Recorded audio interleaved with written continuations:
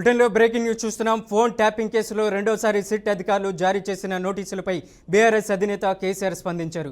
ఈ మేరకు జూబ్లీహిల్స్ ఏసీపీకి లేఖ రాశారు. మాకు చట్ట ప్రకారం నోటీసులు ఇవ్వలేదు, నాకు ఇచ్చిన నోటీసు అక్రమం, నోటీస్ ద్వారా నా గౌరవానికి భంగం కలిగించారు, ఇంటి గోడలకు నోటీసులు అంటించడం ఏంటని కేసీఆర్ ఫైర్ అయ్యారు. ఇది సరైన పద్ధతి కాదు, చట్టపరమైన అభ్యంతరాలు ఉన్నా విచారణకు సహకరిస్తా, రేపు నందినగర్ నివాసంలో విచారణకు హాజరవుతా అని ఆ లేఖలో కేసీఆర్ పేర్కొన్నారు. ఫోన్ ట్యాపింగ్ కేసులో రెండోసారి సిట్ అధికారులు జారీ చేసిన నోటీసులపై బీఆర్ఎస్ అధినేత కేసీఆర్ స్పందించారు. ఈ మేరకు జూబ్లీహిల్స్ ఏసీపీకి లేఖ రాశారు. మాకు చట్ట ప్రకారం నోటీసులు ఇవ్వలేదు, నాకు ఇచ్చిన నోటీసు అక్రమం, నోటీస్ ద్వారా నా గౌరవానికి భంగం కలిగించారంటున్నారు కేసీఆర్. ఇక ఇంటి గోడలకు నోటీసులు అంటించడం ఏంటని కేసీఆర్ ఫైర్ అయ్యారు. ఇది సరైన పద్ధతి కాదు, చట్టపరమైన అభ్యంతరాలు ఉన్నా విచారణకు సహకరిస్తా అంటున్నారు కేసీఆర్. రేపు నందినగర్ నివాసంలో విచారణకు హాజరవుతా అని ఆ లేఖలో కేసీఆర్ పేర్కొన్నారు. ఏపీలో తిరుమల లడ్డూ తయారీకి వాడిన నెయ్యి కల్తీ వ్యవహారంపై సిట్ రిపోర్టు నేపథ్యంలో టీడీపీ వైఎస్ఆర్సీపీ మధ్య మొదలైన మాటల యుద్ధం కాస్త ఇవాళ దాడుల వరకు వచ్చేసింది. సిట్ రిపోర్టులో నెయ్యిలో జంతువుల కొవ్వు కలిసినట్లు ఎక్కడా లేదని తేలిపోవడంతో వైఎస్ఆర్సీపీ ప్రభుత్వంపై ఎదురుదాడి మొదలుపెట్టింది. దీనికి కౌంటర్గా టీడీపీ అలాగే అక్కడ ఉన్నటువంటి భూమన సుబ్బారెడ్డి ఫోటోలతో ఫ్లెక్సీ వార్ ప్రారంభించింది. దీన్ని కౌంటర్ చేసేందుకు రంగంలోకి దిగిన వైసీపీ నేత అంబటి రాంబాబు ఇక అక్కడ ఒక్కసారిగా వార్ ముదిరింది. ప్రధానంగా గుంటూరు గోరంట్ల సెంటర్ దగ్గర ఒక్కసారిగా ఉద్రిక్త వాతావరణం చోటు చేసుకుంది.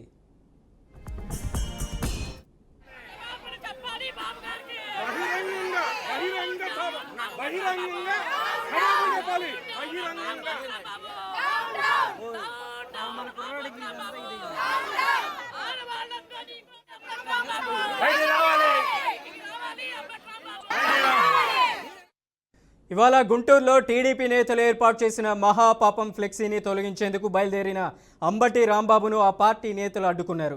కర్రలతో ఆయన కారుపై దాడి చేసేందుకు ప్రయత్నించారు. దీంతో అంబటి టీడీపీ నేతలతో పాటు చంద్రబాబు పైన తీవ్ర వ్యాఖ్యలు చేశారు. దీంతో వారు మరింత రెచ్చిపోయారు. కానీ పోలీసులు దగ్గరుండి అంబటిని అక్కడి నుంచి పంపించేశారు. అనంతరం అంబటి ఇంటికి చేరుకున్న టీడీపీ కార్యకర్తలు విధ్వంసం సృష్టించారు.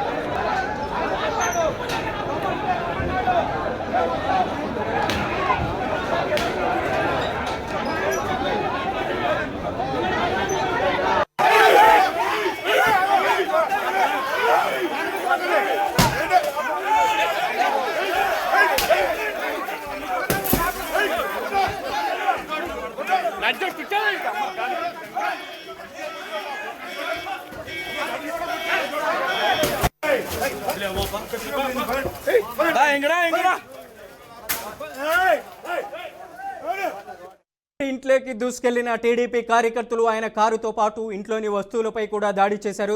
చంద్రబాబుపై వ్యాఖ్యలను నిరసిస్తూ ఆయన ఇంటిని ధ్వంసం చేసే ప్రయత్నం చేశారు. పోలీసులు అక్కడికి చేరుకున్న వారిని అడ్డుకోలేకపోయారు. దీంతో గంట పాటు ఈ విధ్వంసం కొనసాగింది.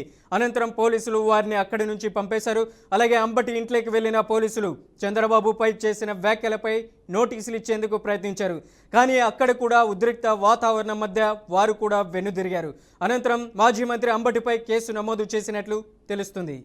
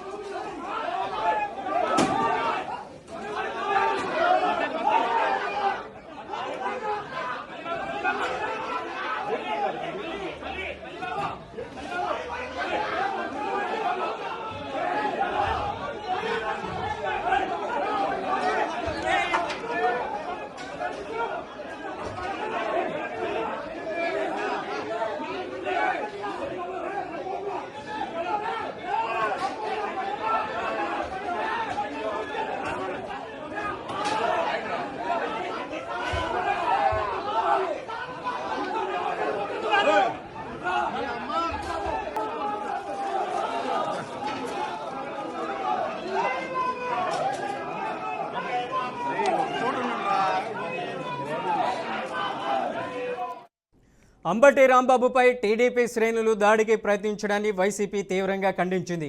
రాష్ట్రంలో చంద్రబాబు పాలనలో జంగిల్ రాజు కొనసాగుతుందని మండలి విపక్ష నేత బొత్స సత్యనారాయణ, మాజీ మంత్రులు పేర్ని నాని, వెల్లంపల్లి, గుడివాడ అమర్నాథ్, రోజాతో పాటు పలువురు వైసీపీ నేతలు మండిపడ్డారు. ఇటు టీడీపీ నేతలు సైతం అంబటి వ్యాఖ్యలపై తీవ్రంగా మండిపడుతున్నారు. ఖచ్చితంగా చంద్రబాబుకు క్షమాపణలు చెప్పాల్సిందేనని టీడీపీ నేతలు పట్టుబట్టారు. ఇక అంబటి ఇష్యూపై మాజీ సీఎం వైఎస్ జగన్ స్పందించారు. ఇంటిపై దాడి గురించి తెలుసుకున్న జగన్ పరామర్శించారు. అటు ఘటనపై మాజీ మంత్రి బొత్స సత్యనారాయణ డీజీపీకి లేఖ రాశారు. అంబటికి ప్రాణహాని ఉందని, సెక్యూరిటీ ఇవ్వాలని మాజీ మంత్రి బొత్స కోరారు. సీఎం చంద్రబాబుపై అంబటి రాంబాబు చేసిన వ్యాఖ్యలను ఖండిస్తూ ఎమ్మెల్యే ఎంఎస్ రాజు తీవ్ర ఆగ్రహం వ్యక్తం చేశారు. అనంతపురంలోని తన కార్యాలయం ఎదుట అంబటి రాంబాబు దిష్టిబొమ్మను దహనం చేశారు. సీఎం వరకు ఇస్తే అక్కడ హద్దులు చూసేది లేదని ప్రధానంగా హెచ్చరించారు. ఇక ఎంఎస్ రాజు ఆధ్వర్యంలో అంబటి రోడ్డు మీద ప్రధానంగా కనపడితే చెప్పుతో కొట్టి తీరుతామని కూడా ఎంఎస్ రాజు తీవ్ర వ్యాఖ్యలు చేశారు. ఈ విషయంలో వైసీపీ అధినేత జగన్కు కొంచెమైనా నైతికత ఉంటే అంబటిని పార్టీ నుంచి వెంటనే సస్పెండ్ చేయాలని కూడా డిమాండ్ చేశారు. ప్రపంచవ్యాప్తంగా ఉన్నటువంటి హిందువులు అత్యంత పవిత్రంగా భావించే ఏకైక దేవాలయం, ప్రపంచవ్యాప్తంగా ఉన్నటువంటి హిందువులు మొక్కేటువంటి ఏకైక దైవం శ్రీ తిరుమల తిరుపతి వెంకటేశ్వర స్వామి. అంత పవిత్రంగా హిందువులు భావించే చోట భక్తుల యొక్క మనోభావాల్ని దెబ్బతీసే విధంగా, తిరుమల పవిత్రతని దెబ్బతీసే విధంగా ఏ ప్రభుత్వాలైనా తిరుమల పవిత్రతని కాపాడడం కోసం పనిచేస్తే, వైఎస్ఆర్ కాంగ్రెస్ పార్టీ అధికారంలోకి వచ్చిన తర్వాత తిరుమల పవిత్రతని దెబ్బతీయడమే కాకుండా ప్రపంచవ్యాప్తంగా ఉన్నటువంటి కోట్ల మంది భక్తుల మనోభావాల్ని దెబ్బతీసే విధంగా, వాళ్ళ నమ్మకాన్ని కించపరిచే విధంగా, ఎంతో పవిత్రంగా కళ్ళకద్దుకొని తీసుకునేటువంటి దైవ ప్రసాదాన్ని కల్తీ చేయడం,